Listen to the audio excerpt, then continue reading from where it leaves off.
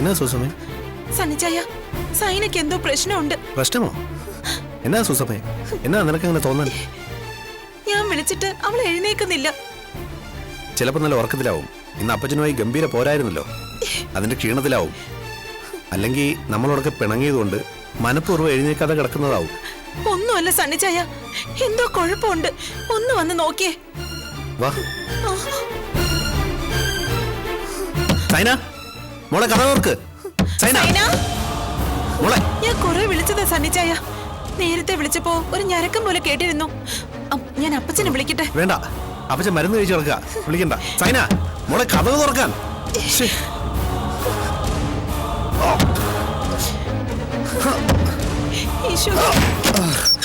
സൈന, സൈന, മോളെ, സൈന, സൈന, അപ്പച്ച, സൈന മോളെ കണ്ണു തുറക്ക്. സൈന മോളെ, മോളെ സണ്ണിച്ചാനെ വിളിക്കുന്നേ, കണ്ണു തുറക്ക്.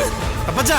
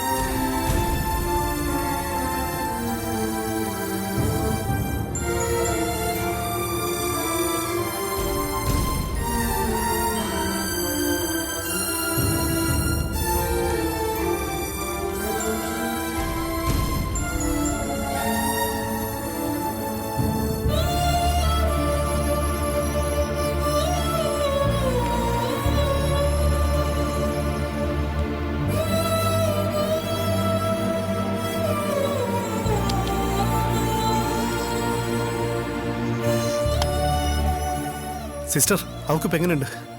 ഇപ്പൊ ഒന്നും പറയാൻ പറ്റില്ല, ഒബ്സർവേഷനില്ല.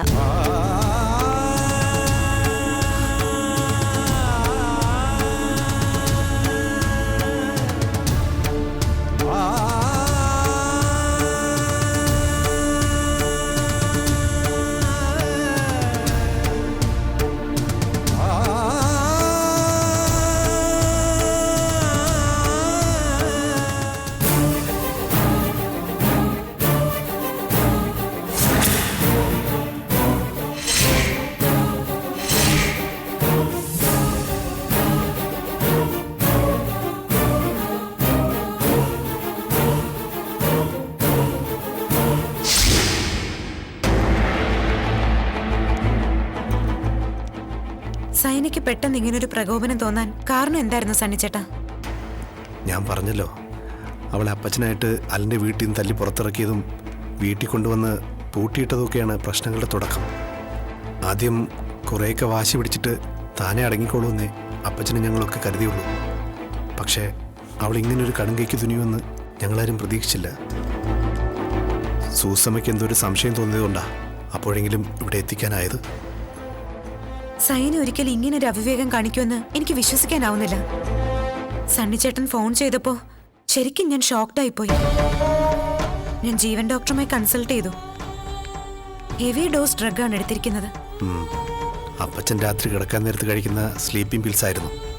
വൈകിട്ട് സൂസമ്മ നോക്കിയപ്പോൾ അത് കാണാനില്ലായിരുന്നു. അപ്പച്ചൻ എവിടെയെങ്കിലും മറന്നു വെച്ചതാണെന്നാ അവള് കരുതിയത്. രാത്രി വൈകിട്ടും സൈനയുടെ മുറിയിൽ ലൈറ്റ് കിടക്കുന്നത് കണ്ടപ്പോഴാണ് അവൾക്ക് ഡൗട്ട് അടിച്ചത്.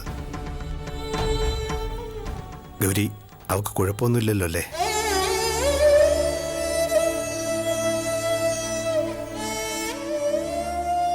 24 hours കഴിഞ്ഞിട്ടേ എന്തെങ്കിലും ഒരു ഉറപ്പ് പറയാൻ പറ്റൂന്നാ ജീവൻ സാർ പറഞ്ഞത്. സണ്ണിച്ചേട്ടൻ പേടിക്കാതെ, സൈനയ്ക്ക് ഒരു കുഴപ്പവും വരില്ല. ഞാനൊന്ന് നോക്കട്ടെ.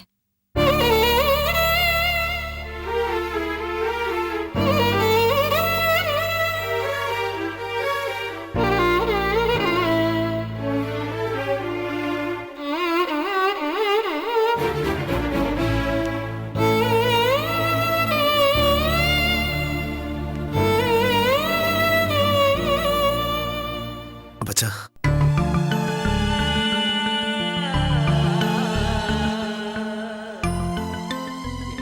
ഗൗരി ഇപ്പൊ ഇവിടുത്തെ ഡോക്ടറാ. അവളുടെ കാര്യം എന്നാ എടാ? എന്റെ കൊച്ചിന് കുഴപ്പമൊന്നുമില്ലല്ലോ.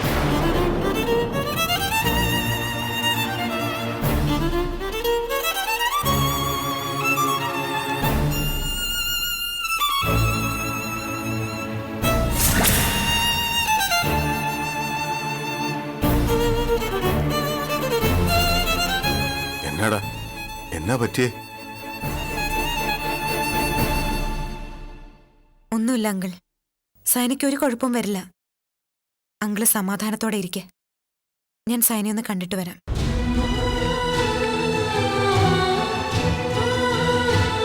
ഗൗരി ഉള്ളതുകൊണ്ട് ഒന്നും പേടിക്കാനില്ല അപ്പച്ച.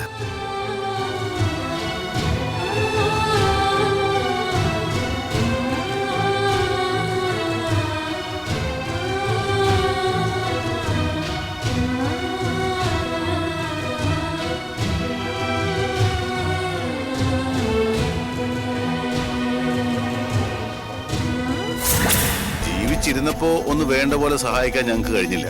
ഇനിയിപ്പോ അടക്കവും ചാവടിയന്ത്രവും അതിന്റെയൊക്കെ ചെലവെങ്കിലും ഞങ്ങളുടെ വക ആയിക്കോട്ടെ. അതൊക്കെയാണല്ലോ ഒരു സന്തോഷം. നിങ്ങൾക്കിപ്പോ ഇതെന്താ സാറന്മാരെ വേണ്ടത്? അറിയേണ്ടതൊക്കെ അറിഞ്ഞില്ലേ? ശവത്തെ കുത്തി രസിക്കാൻ നിൽക്കാതെ നിങ്ങളൊന്ന് പോകാൻ നോക്കിയത്. അതെന്ത് വർത്തമാനാ? ഞങ്ങൾ അങ്ങനെ പോവുകാർന്നോരെ. പെരുന്നാള് മുഴുവൻ കൂടിയിട്ടേ ഞങ്ങൾ ഇനി വീട്ടിലേക്കുള്ളൂ. അല്ല, കിടക്കുന്നവരുടെ കാര്യത്തിൽ കൂടി ഒരു തീരുമാനമാവണ്ടേ? അല്ലേ? അല്ല വാരരെ, എങ്ങനാ അതുങ്ങളുടെ കണ്ടീഷൻ? രക്ഷപ്പെടുവോ അതോ അതുങ്ങളും ഞങ്ങളെ അങ്ങ് തോൽപ്പിച്ചു കളയോ? കർത്താവേ, അവരെയെങ്കിലും നീങ്ങി തിരിച്ചു തന്നേക്കണേ.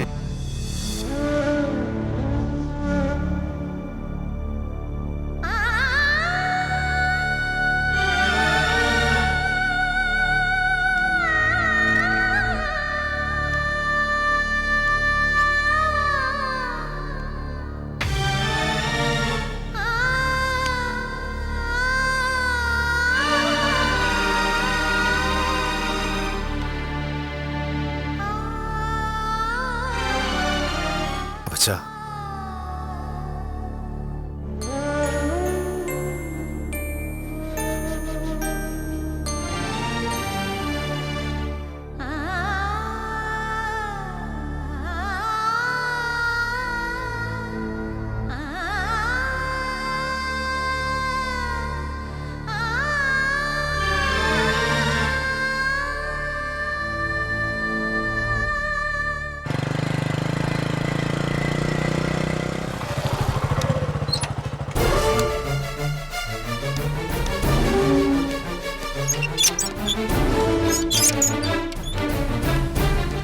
അനിതേ, എടി അനിതേ, അനിതേ, എടി അനിതേ, അനിതേ. അവള് തുണി നനയ്ക്കുക. എന്നതാ കാര്യം? അപ്പൊ ഇവിടെ ആരും ഒന്നും അറിഞ്ഞില്ലേ? അളിയനെവിടെ? അവനിവിടെയുണ്ട്. എന്നതാ ജോസൂട്ടി? എന്നതേലും പ്രശ്നമുണ്ടോ? പ്രശ്നമാകും. അതിനു മുമ്പ് അളിയനോട് എങ്ങോട്ടെങ്കിലും മാറി നിൽക്കാൻ പറ. ജോസുട്ടി, എന്നതാ പ്രശ്നം? എല്ലാം ഒപ്പിച്ചു വെച്ചിട്ട് അളിയൻ തൂണു ആട്ടിയതുപോലെ നിൽക്കുവാണോ? ജയിലിൽ നിന്ന് ഇപ്പൊ ഇങ്ങോട്ട് ഇറങ്ങിയതല്ലേ ഉള്ളൂ. അതിനു മുമ്പ് അടുത്ത കുരുക്ക് ഒപ്പിച്ചു വെച്ചപ്പോ സമാധാനമായല്ലോ. എന്താ കാര്യം? നീ ഇങ്ങനെ ആക്കും പോക്കും ഇല്ലാതെ ഓരോന്ന് പറയാതെ കാര്യം എന്താണെന്നൊന്ന് തെളിച്ച് പറയാ എന്റെ ജോസൂട്ടി. പൂക്കാടന്റെ മോള് ആത്മഹത്യക്ക് ശ്രമിച്ചു എന്ന്. അവളിപ്പോ അങ്ങോട്ടോ ഇങ്ങോട്ടോ അറിയാത്ത പരുവത്തില് ആശുപത്രി കിടക്കുവാണെന്ന്.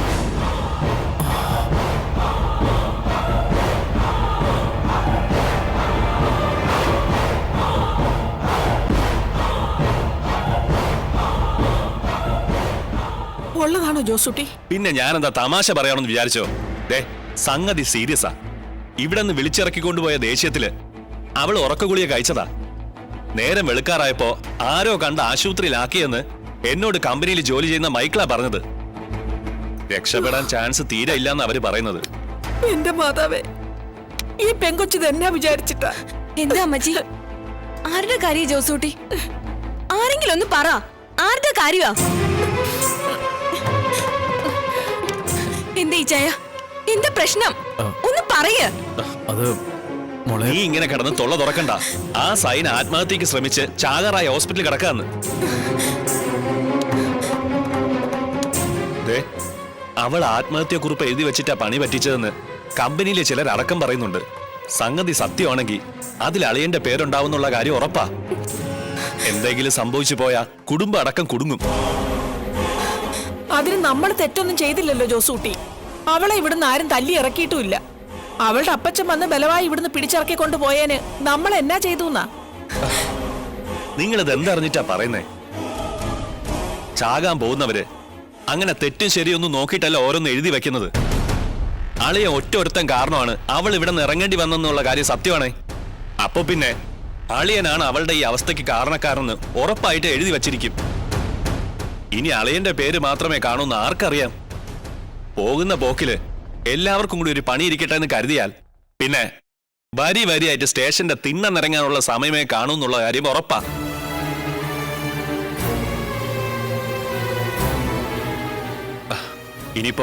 ഇനി അന്തം വിട്ടിങ്ങനെ നിന്നിട്ട് കാര്യമില്ല. വേഗം എങ്ങോട്ടെങ്കിലും സേഫായിട്ട് ഒരിടം നോക്കിയിട്ട് മാറാൻ നോക്ക്.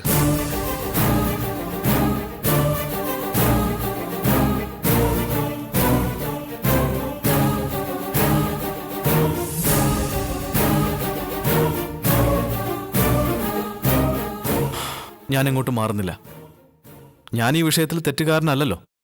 അതുകൊണ്ട് തന്നെ എങ്ങും ഒളിച്ചു മാറി നിൽക്കേണ്ട കാര്യം എനിക്കില്ല. അളിയാ, വകുപ്പും ന്യായമൊന്നും ഈ കാര്യത്തിൽ ആരും നോക്കില്ല. ആ പെങ്കൊച്ചിന് എന്തെങ്കിലും പറ്റിപ്പോയാ പൂക്കാടന്മാര് വെറുതെ ഇരിക്കുന്നു തോന്നുന്നുണ്ട് അളിയന്? ഇന്നലെ അയാൾ ഇവിടെ കയറി വന്ന് കാണിച്ച പുകിലൊക്കെ അളിയൻ കണ്ടതാണല്ലോ. അതുകൊണ്ടാ ഞാൻ പറയുന്നത്, ആദ്യം ഇവിടെ നിന്ന് മാറി നിൽക്ക്. എന്നിട്ട് പിന്നെ നമുക്ക് വേണ്ടത് എന്താന്ന് വെച്ചാൽ ആലോചിക്കാം. ഇച്ചയ, എന്നാ പിന്നെ ജോസൂട്ടി പറയുന്നത് പോലെ. വേണ്ട വേണ്ട മോളെ, നീ പേടിക്കണ്ട. എനിക്കൊന്നും സംഭവിക്കില്ല. എന്തു വന്നാലും ഞാൻ ഇവിടുന്ന് എങ്ങോട്ട് മാറാനും പോകുന്നില്ല. വരുന്നത് പോലെ വരട്ടെ. എന്തും ഫേസ് ചെയ്യാൻ തയ്യാറായി തന്നെയാ ഞാൻ.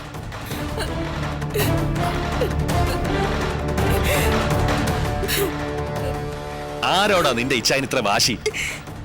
അല്ലേല് നല്ല ബുദ്ധി പറഞ്ഞ അയാളുടെ തലയിൽ കേറില്ലല്ലോ. പറഞ്ഞ കേൾക്കാനുള്ള മനസ്സില്ലേല് അനുഭവിക്കുമ്പോ പഠിച്ചോളൂ. ഒന്നിനെ എന്നെ കൂട്ടണ്ട. ആവശ്യമില്ലാതെ ഓരോന്ന് വരുത്തി വെച്ചിട്ട്.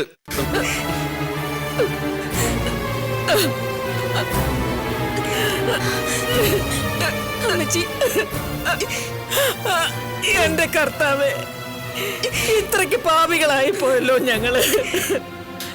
ഇനി എന്തൊക്കെയാണ് അനുഭവിക്കേണ്ടി വരിക എന്റെ കർത്താവേ?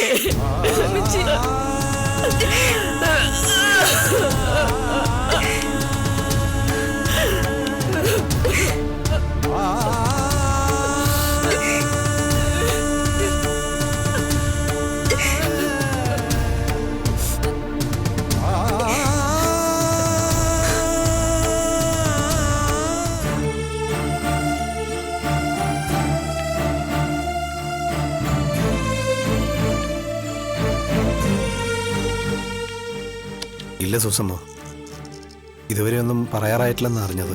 പിന്നെ നമ്മുടെ ഗൗരി ഇവിടെ ഉണ്ട്. അവളെ ഇപ്പോൾ സൈനയെ നോക്കുന്നത്. അപ്പച്ചനിവിടെ ഉണ്ട്. ഇല്ല, കുറച്ച് കഴിഞ്ഞ് ഞാൻ അങ്ങോട്ട് വിളിച്ചോളാം. ശരി. അങ്കിൾ, എന്തു പറ്റി അവൾക്ക്? ഞാനിവിടെ വന്നപ്പോഴേ വിവരം അറിയുന്നേ. അങ്കിൾ എന്നെ മനസ്സിലായില്ലേ? സൈനന്റെ ഫ്രണ്ടാ. മെഡിസിന് ഞങ്ങൾ ഒരുമിച്ചായിരുന്നു. ശില്പ, ഈ ഹോസ്പിറ്റൽ എന്റെ ഡാഡിയുടെയാ. ഓ, ഇപ്പൊ മനസ്സിലായി. ഇങ്ങനൊരു ഫ്രണ്ടിനെ കുറിച്ച് ഈ അടുത്ത് അവള് പറഞ്ഞിരുന്നു. ഡോക്ടർ ദേവപാലന്റെ മകളല്ലേ? അതെ. ആ, അവൾ എന്ത് അബദ്ധമായി കാണിച്ചത്? പെട്ടെന്ന് ഇങ്ങനെ തോന്നാനും മാത്രം പ്രകോപനം എന്തായിരുന്നു? അത് ചില ഫാമിലി പ്രോബ്ലംസ്. അങ്ങനെ പറയുന്നതിനേക്കാൾ നല്ലത് അവൾ അപ്പനോടുള്ള വാശി തീർത്താണെന്ന് പറയുന്നതാവും മോളെ. എന്നെ തോൽപ്പിക്കാൻ വേണ്ടി അവൾ ഇങ്ങനൊരു കളി കളിക്കുമെന്ന് ഞാൻ സ്വപ്നത്തിൽ പോലും വിചാരിച്ചല്ല. അവളെയെന്നും പറഞ്ഞ് ജീവിച്ചതിന് എന്റെ മോള് തന്ന സമ്മാനമാ. അവൾ എന്നെ കാണാൻ ഇടയ്ക്കിടയ്ക്ക് ഇവിടെ വരുമായിരുന്നു. ഹസ്ബൻഡുമായിട്ടുള്ള ഇഷ്യൂസ് എന്നോട് പറഞ്ഞിരുന്നു. പക്ഷെ ഇത്രയ്ക്ക് സീരിയസ് ആണെന്ന് ഞാനും കരുതിയില്ല. ആ ഗായത്രിയുടെ സിസ്റ്റർ ഇവിടെ വർക്ക് ചെയ്യുന്നത്. ചേച്ചിയെ പോലെ തന്നെ അനീതി.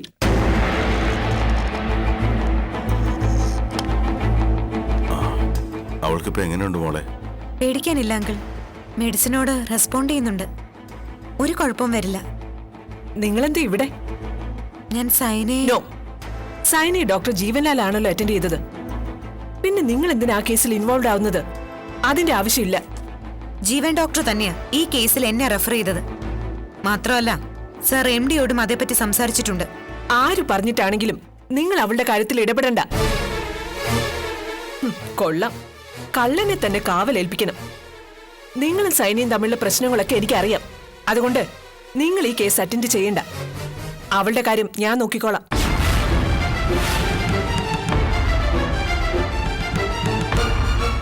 സോറി കേട്ടോ. ഇവിടെ ഡാഡിക്കും മറ്റുള്ളവർക്കൊന്നും നിങ്ങൾ തമ്മിലുള്ള ഇഷ്യൂസ് അറിയാത്തതുകൊണ്ടാ ഇവരെ ഇവിടെ ഡ്യൂട്ടി കിട്ടത്. ഇപ്പൊ തന്നെ ഞാൻ ഇവരെ മാറ്റിയേക്കാം. അല്ല, പറയാൻ പറ്റില്ലല്ലോ. വൈരാഗ്യം തീർക്കാൻ എന്തെങ്കിലുമൊക്കെ കാട്ടിക്കൂട്ടിയാ അത് ബാധിക്കുന്നത് നമ്മുടെ ഹോസ്പിറ്റലിനായിരിക്കും. എന്താ പറഞ്ഞത് കേട്ടില്ലേ? പിന്നെ എന്തിനാ ഇവിടെ നിൽക്കുന്നത്? You may go. Sorry doctor, എന്നെ ഏൽപ്പിച്ചവര് പറയാതെ ഞാൻ ഈ ചാർജ് ഒഴിയില്ല. അല്ലെങ്കിൽ ദേ ഇവരാരെങ്കിലും പറയട്ടെ, എന്നാ ഞാൻ പിന്മാറാം. ഓ, അത്രയ്ക്ക് അഹങ്കാരമാണോ? എങ്കിലതൊന്നും അറിയണല്ലോ. ഏൽപ്പിച്ചവരെ കൊണ്ട് തന്നെ ഇപ്പൊ പറയിപ്പിക്കാൻ ഞാൻ. വേണ്ട ഡോക്ടർ, ഞങ്ങൾക്ക് ഗൗരിയെ വിശ്വാസമാണ്. സൈനയെ ഗൗരി ട്രീറ്റ് ചെയ്യുന്നതാ ഞങ്ങൾക്ക് ഇഷ്ടവും. പ്ലീസ്, പഴയ കാര്യങ്ങളുടെ പേരിൽ നിങ്ങൾ തമ്മിലൊരു പ്രശ്നം വേണ്ട.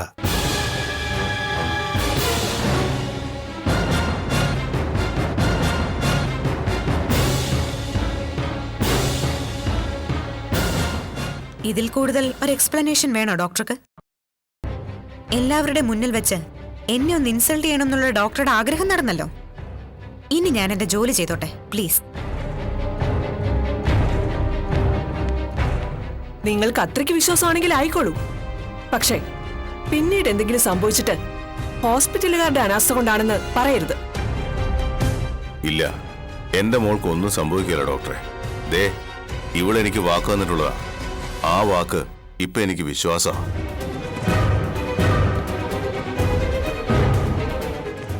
എന്നതാ ഗൗരി, അവരുമായിട്ട് നിനക്ക് എന്നതിനും പ്രശ്നമുണ്ടോ? ഹേയ്, ഒന്നുമില്ല സണ്ണിച്ചേട്ടാ. നിങ്ങളിതൊന്നും കാര്യാക്കണ്ട. ഞാനിപ്പോ വരാം.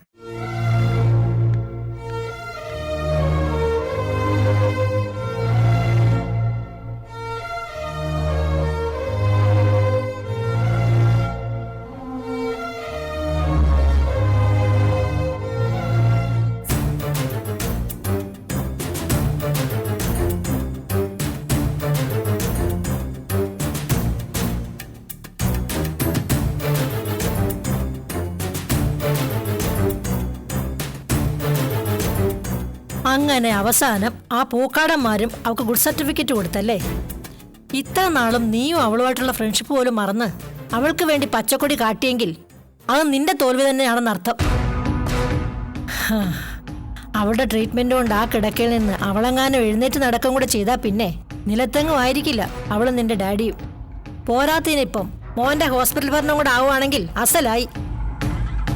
നീ നോക്കിക്കോ മോളെ, നീ ഞാനും ഒക്കെ പുറത്താകാൻ പോകുന്നത് ദയാ മെഡിക്കൽസിന്റെ ബാനറിൽ നിന്ന് മാത്രമായിരിക്കില്ല, ഈ കുടുംബത്തിൽ നിന്ന് തന്നെയായിരിക്കും അവള് നമ്മളെ തല്ലിയിറക്കുക. മമ്മിയുടെ പറച്ചിൽ കേട്ടാത്തൊന്നും എല്ലാം ഞാൻ ഒരാളെ വരുത്തി വെച്ചതെന്ന്. ഏത് കാര്യത്തിനും മമ്മിയുടെ സൈഡ് നിൽക്കുന്നോണ്ടാ ഡാഡിക്ക് എന്നോട് ഇത്ര ദേഷ്യം. ഓ, എന്നാ എന്റെ മോളൊരു കാര്യം ചെയ്. ഇന്ന് മുതൽ ഡാഡിയുടെ സൈഡ് നിന്നോളാവെന്ന് പറഞ്ഞ് അങ്ങേരുടെ കാല് വീണ് പോയി മാപ്പിരക്ക്. അപ്പൊ പിന്നെ നിന്റെ എല്ലാ പ്രശ്നങ്ങളും തീരുമല്ലോ. നീ ഇനി അങ്ങേരുടെ മുന്നിൽ പോയി കരഞ്ഞാലും കാല് പിടിച്ചാലും ഒന്നും ഒരു രക്ഷയില്ല മോളെ. അവൾ ആ ഹോസ്പിറ്റലിൽ വാഴുന്നിടത്തോളം കാലം മോളാണെന്ന പരിഗണന പോലും നിന്റെ ഡാഡിയുടെ ഭാഗത്തുനിന്നും ഉണ്ടാവില്ല. ദേ, അവളുടെ കാര്യത്തിൽ ഞാൻ ഇതുവരെ പറഞ്ഞതൊക്കെ പലിച്ചിട്ടേ ഉള്ളൂ. ഇനി അങ്ങയുടെ മനസ്സിലിരിപ്പ് എന്താണെന്നും കൂടെ ഞാൻ പറയാം. ദീപുവിനെ അവളെ കൊണ്ട് കല്യാണം കഴിപ്പിക്കുക. അതുവഴി ഹോസ്പിറ്റലിലെ നടത്തിപ്പവകാശം മോനും മരുമകക്കുമായി വിട്ടുകൊടുക്കുക. അതൊന്നും നടക്കാൻ പോകുന്നില്ല മമ്മി. ഗവേണിംഗ് ബോഡിയിൽ നമ്മൾ രണ്ടുപേരും അംഗങ്ങളായി ഉള്ളിടത്തോളം കാലം ഡാഡിയുടെ ഇഷ്ടം മാത്രം എങ്ങനെ നടക്കും? യോ, മണ്ടത്തരം പറയാതെ എന്റെ ശില്പ. ചെറുക്കന്റെ കയ്യിൽ അവളെ പിടിച്ചു കൊടുക്കുന്നതോടെ അവളും മാനേജ്മെന്റിൽ നോമിനി ചെയ്യപ്പെടും. അതോടെ നീതി ന്യായമൊക്കെ അവളുടെ പക്ഷത്താവും. പിന്നെ എനിക്കും നിനക്കും ഒക്കെ വെറുതെ കിടന്ന് വായിട്ട് അലയ്ക്കാവുന്നല്ലാതെ അതുകൊണ്ട് വലിയ പ്രയോജനമൊന്നും ഇല്ലാതാവും. നമ്മൾ സ്വപ്നം കണ്ട സൂപ്പർ സ്പെഷ്യാലിറ്റി മെഡിസിറ്റിയൊക്കെ അവൾ ഒറ്റയ്ക്കെടുത്ത് നടപ്പാക്കുകയും ചെയ്യും. പിന്നെ പേരിനൊരു കസേരയിൽ ഇരിക്കാവുന്നല്ലാതെ എന്നെയും നിന്നെയും ഒന്നും അതിന്റെ 7 അയല തടിപ്പിക്കില്ല അവള്. അവളുടെ മഹത്വം പറിച്ചിലൊന്നും മതിയാക്കും മമ്മി. ഒന്നുകിൽ അവളെ ഇവിടുന്ന് പുകച്ചു പുറത്ത് അടിക്കാനുള്ള വഴി എന്താണെന്ന് പറഞ്ഞതാ, അല്ലെങ്കിൽ ഞാൻ ഇനി എന്താ വേണ്ടെന്ന് പറ.